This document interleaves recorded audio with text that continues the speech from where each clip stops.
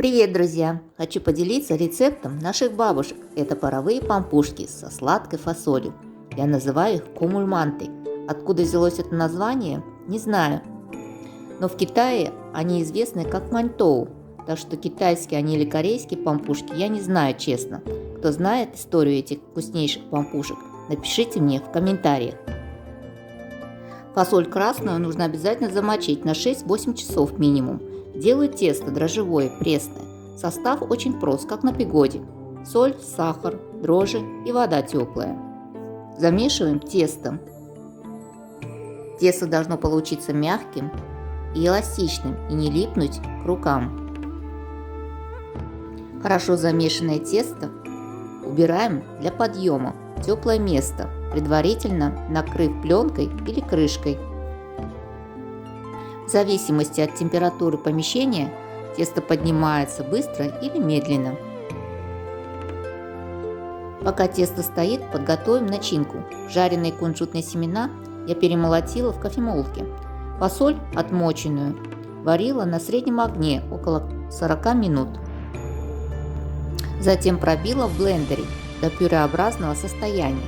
Так получается более однородная и приятная на вкус начинка.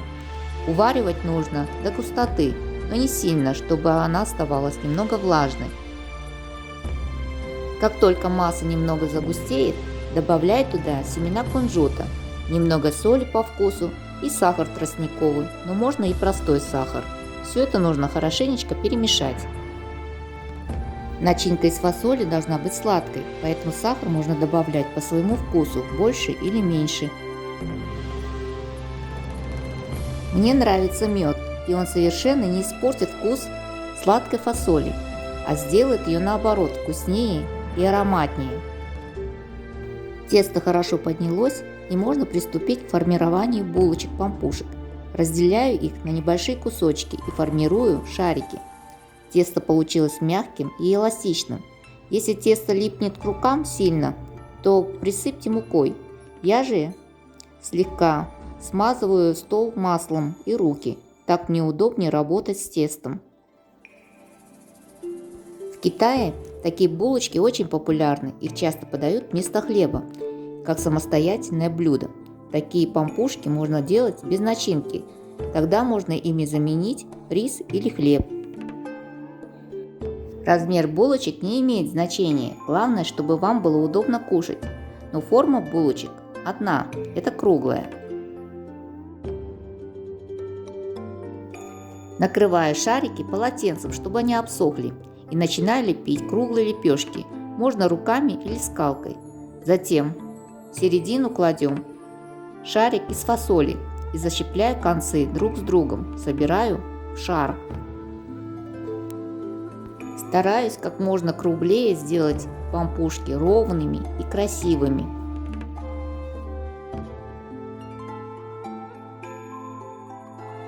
Готовую пампушку можно подложить в пергаментную бумагу.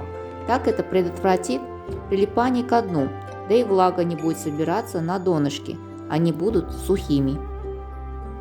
Конечно, если нет бумаги пергаментной, то можно просто смазать лист пароварки маслом и ставить на расстоянии друг от друга, так как они сильно увеличиваются при готовке. Вот так и оставим пампушки, накрыв крышкой на 20-30 минут для расстойки. Поставим воду пока закипать. Парить нужно 25 минут на среднем огне. Затем включаем огонь и оставим на плите еще на 10-15 минут, не открывая крышку. Как видите, бумага легко отходит, и пампушки получились просто невероятные, мягкие и воздушные. Несмотря на то, что они приготовлены просто на воде, выглядят они как молочные булочки, очень пористые и влажные. Обязательно приготовьте эти простые, но очень вкусные пампушки. Они понравятся не только бабушкам, но и детям. Они очень вкусные, когда теплые, но и холодными, тоже их можно есть бесконечно.